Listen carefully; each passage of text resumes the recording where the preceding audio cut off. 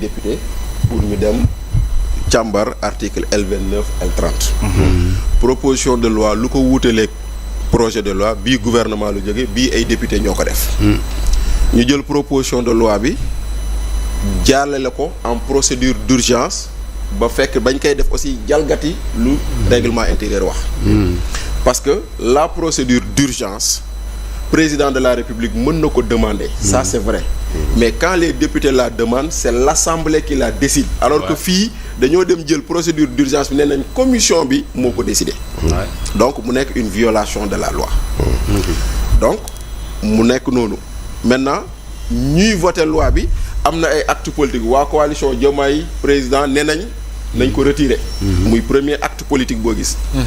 Deuxième acte politique boo ci gis mooy président de la République moo jàkkaarloog Sénégalais yi mu ne moom gisul parax bi war a tax ñu voter loi bi. Loi bi voté nañ ko léegi nag bu ñu ko voté nag mu am luñ ci war a def maanaam ñii d'accordul ci loi bi te dañ ñoo wax ni c'est une loi dangereuse am na sax ku ne c'est du galimatiage juridique boo waxee loolu ba pare la conséquence moo doonoon nga attaquer loi bi au conseil constitutionnel député yi doon toog di xool nuñ koy yóbbee conseil constitutionnel. Exactement. Ñu dem ba ci biir mu am pëccëxoo ci biir député opposition bi les non inscrits génnee communiqué ñenn ñi naan bokk naa seeg bokkuma ci je sais être associé ou non groupe Takku Wallu ñoom ñu ne bàyyee nañ yëf yi Diomaye président de la République pour moom mu àddu si. Maintenant c'est une position boo xam ne man je la comprends pas parce que damaa jàpp ni principe ngay défendre si tu dis que la loi n'est pas bonne tu dois user de tes principes si lu la yoon may ba keroog muy jeex. kon d'accord ci ni opposition parlementaire bi doxalee. Très bien. Pas du tout pour man. Ils auraient dû saisir le conseil constitutionnel. bu ñu leen di jox dëgg ñu jox leen dëgg defuñu ko. Maintenant président de la République aussi dafa am ñaari moyens institutionnels ak benn moyen politique lan mooy moyen institutionnel président de la République balaa muy promulguer loi yoon may na ko mu saisir conseil constitutionnel laaj ko est-ce que lii c'est constitutionnel c'est conforme à la constitution ou pas c'est un moyen institutionnel beneen moyen institutionnel bi mooy président de la République yoon may na ko mu delloo texte bi assemblée ne leen def leen seconde lecture léegi seconde lecture c'est à distinguer d'une seconde discussion ñaar yooyu bokkul xam nga lan mooy seconde discussion. Oui. Assemblée nationale ñu ngi voter loi. def nañ discussion générale ba pare. Oui. Avant ñuy voter loi bi benn député yëkkati loxo ne dama bëgg ñu defaat une seconde discussion. bu boobaa le président de l'Assemblée nationale proposition boobu noonu nga xam ne c'est prévu par le règlement intérieur da koy soumettre au vote. Si l'Assemblée est d'accord on fait un deuxième tour de discussion générale loolu mooy seconde discussion. Elle intervient avant le vote de la loi mais seconde lecture elle intervient après que la loi ait été votée ba mu jël ko ñu jébbal ko gouvernement. Bien sûr. Kon fii dañoo jël loi bi jébbal ko gouvernement xool ci loolu nag lañ dégg président de l'Assemblée nationale nee ñu dafa am erreur te erreur boobu dafay nuroog du banditisme parlementaire.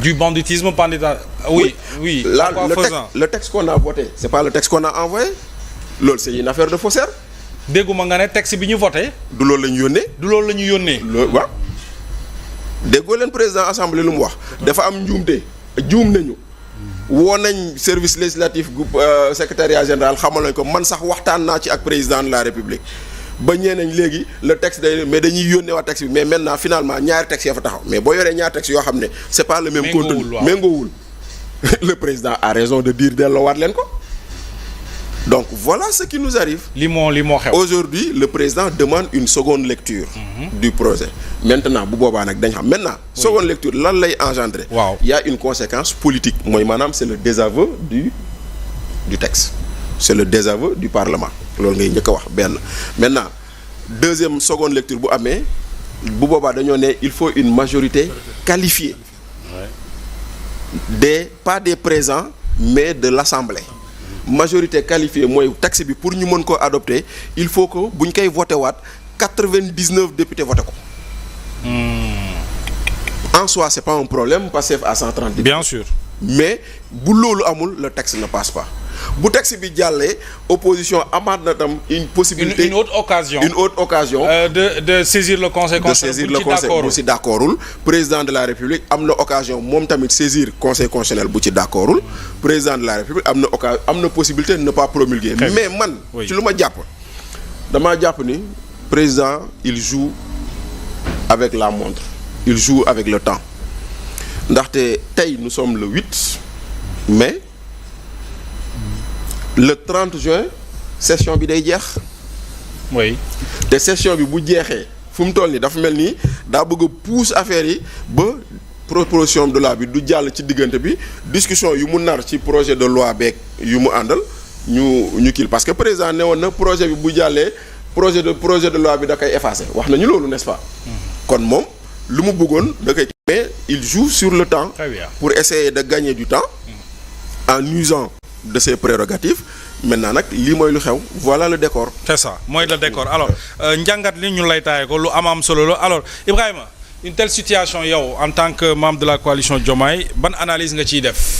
waaw Mohamed merci beaucoup je pense que mbégte xam nga soo yeewoo yenn information da lay jëlee kaw d'ailleurs mais suite logique la rek suite logique la parce que effectivement dama ñëwaat si lu Fofana wax parce que effectivement bokkoon na tey suñu discussion ak quelques membres pour mën a xam suñu harmoniser suñu position quand même parce que comme lu mu wax ñun dañoo demandé woon même ñu retirer cette loi là kon c'est-à-dire que loi bi ñun d'accord ñu si déjà yéen waa coalition Diomaye moom yéen këccet parce que loi bu ñu taayee pour benn nit loolu pour lu jëm si wàllu élection dans ce pays là consensus la mos a doon donc consensus boobu nag mënuñoo jalgati loolu d'autant plus que c'est des valeurs sûres que nous avons gardées jusqu'ici les valeurs yooyu moo tax stabilité d'ailleurs am dans ce pays là consensus on a toujours discuté quelle que soit alpha la majorité ñoo décidé def consensus à quelque chose alors donc suñu bëggee def forcing si loolu et man damay jàpp sax ay jumte amu si man gaw ma ni dañoo jum yónnee test bu baaxul vraiment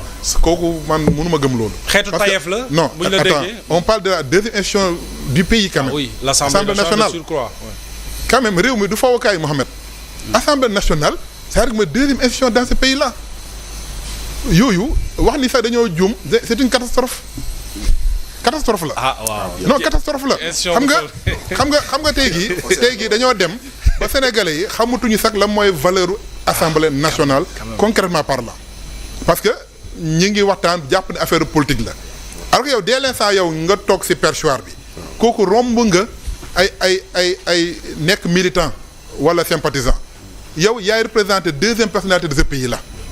kon war nga mën a incarner benn valeur boo xam ne lu mu métti ku la gis président wala gis mandarga Sénégal fu mu toll mais malheureusement aujourd'hui assemblée li ñu doon bañ dëmb barki dëmb moom la ñu gis xam nga man bokk naa suñu yàgg xeex ni assemblée te bul fàtte Mohamed bu dee dañu introduire histoire tuuti. oui à l'époque opposition bi ñoo doon wax ni assemblée dañ nga mu waru mën am majorité mécanique. waaw gars yi di ko xeex di sa reesa ba di jéem a convaincre Sénégal ga dañoo war a.